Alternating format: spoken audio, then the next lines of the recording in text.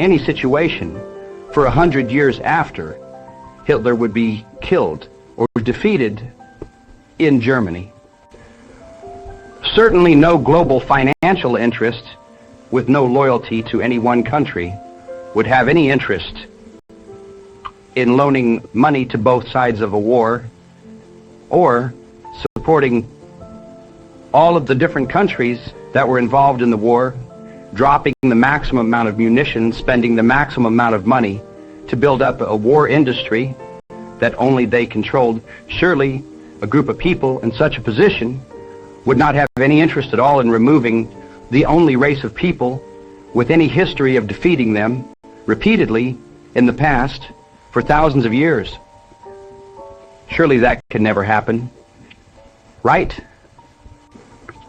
One final hand inspection for the day, and everybody is off to go home for the evening. They'll return to their homes. People will go and they will read the instructions on how to put Jews in furnaces, should anyone run across any Jews in the meantime, until the Fuhrer comes back tomorrow for his daily inspection and the entire German army comes back with him. The townsfolk remain whipped up into a violent, rage-filled frenzy, and they hang out at the local radio station waiting for any Jews to walk by. Wow, that's hard to even believe. Just kidding. One troop is back for a surprise inspection. They want to make sure that no Jews have snuck out since they left.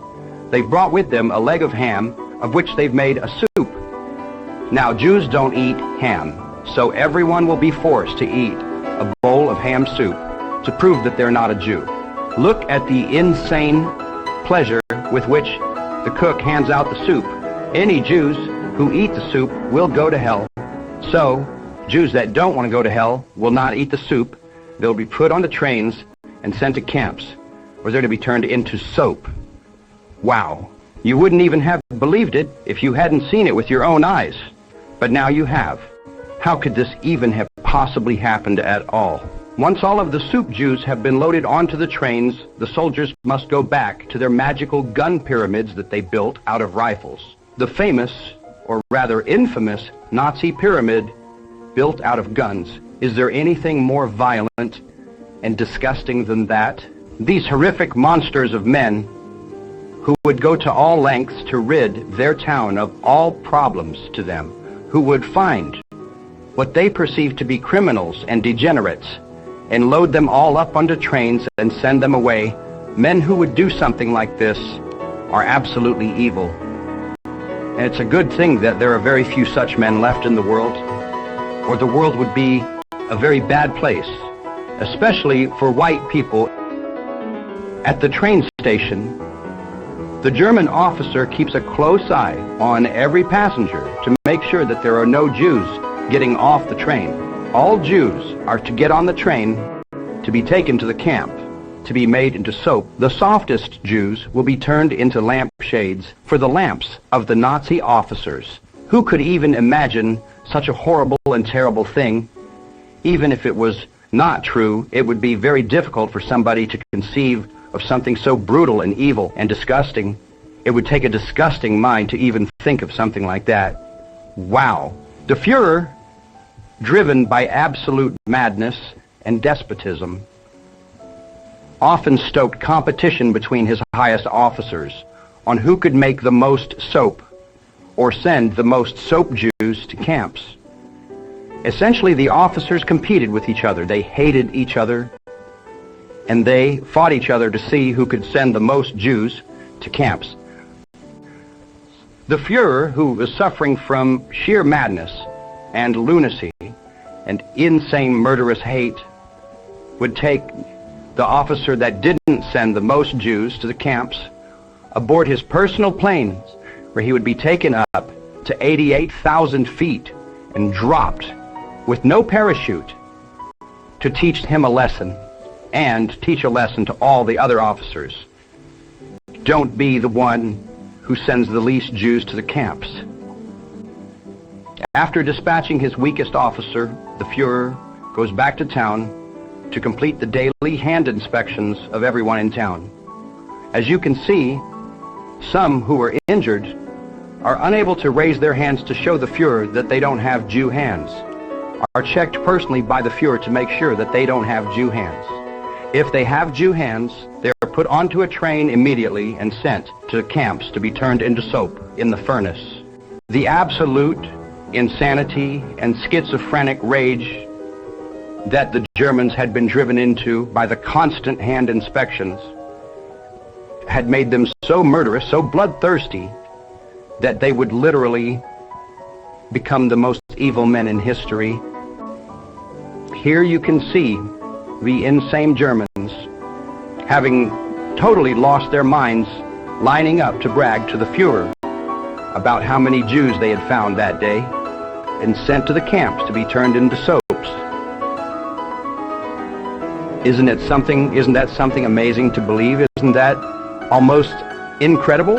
Isn't that almost unbelievable? Before the Fuhrer leaves for an aerial inspection to make sure that there are no Jews on the countryside, he will fly over Germany looking for Jews. But all officers who accompany him on the flight must prove that they are not Jews one more time by eating more ham soup. Ham soup, every German, to this day, when you say the word ham soup or hand inspection, they will not even believe that you even said that. That's unbelievable, and I can't even imagine any officer doing something like that just out of sheer inefficiency and stupidity. It doesn't even make any fucking sense whatsoever, and that's why they were absolutely insane with hate. Amazing.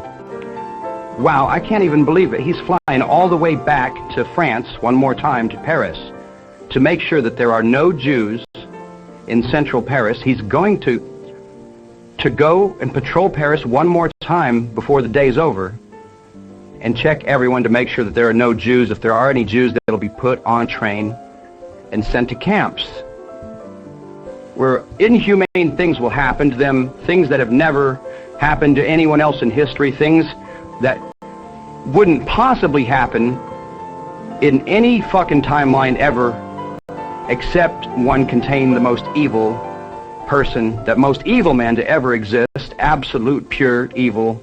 Wow. Amazing. When he was satisfied, when his insane anger and pure demonic bloodlust was finally filled, when enough Jews had been sent to the soap camps, and when he had patrolled and harassed and threatened enough of the French people to make sure that there were no Jews, when he had visually inspected the Eiffel Tower to make sure that there were no Jews hiding in it or on it or outside of it, he finally gave Paris back to France.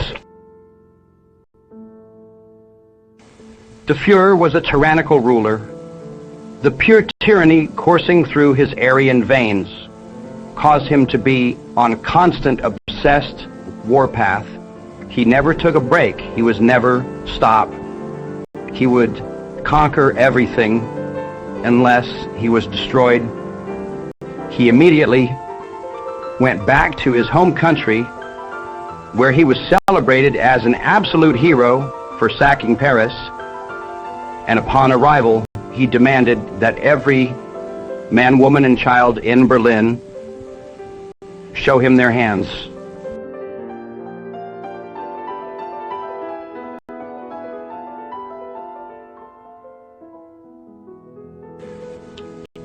Look at how terrified the people are of their tyrannical, demonic, insane ruler. Look at the pure fear they're experiencing that he may find that they have Jew hands. Can you even believe that they lived in such a horrible and terrible, hellish place, that this man could make them all tremble in fear, as they are right here, as you see them? It's inhuman, and I've never seen anything so horrible. It's almost as though that's not even really the case.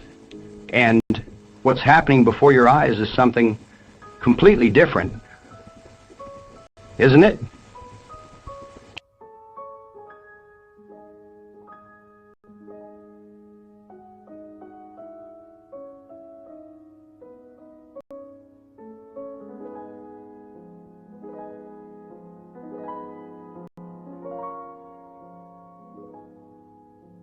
Once again, we have the absolutely disgusting privilege to see the Italian soap baron return to Germany to make a deal with Hitler. He will trade 600 million soap Jews for Paris, France. But before they can even have that conversation, before he can even approach the Fuhrer, he needs to go through a rigorous testing process to make sure that he's still not a Jew. And that includes sitting down and having a hearty lunch of ham soup, which no Jew could possibly even tolerate at all whatsoever. Jews are specifically forbidden by their God to fuck with ham. And so no Jew would, or they would burn in hell forever. And so, by eating the ham, the soap baron can prove that he is no Jew. And then he would be an honorable person to deal with in such a tremendous soap deal. Now that the deal is done, they can both return to their respective nations and govern like true madmen, like true insane madmen who only want death and destruction for all Jews and only want their race to perpetuate into the future. And this is why, when Germany was toppled in 1945, they found no more soap. All of the soap had been sold to the Italian soap baron from Italy. Isn't that unbelievable? Wow, that answers so many questions.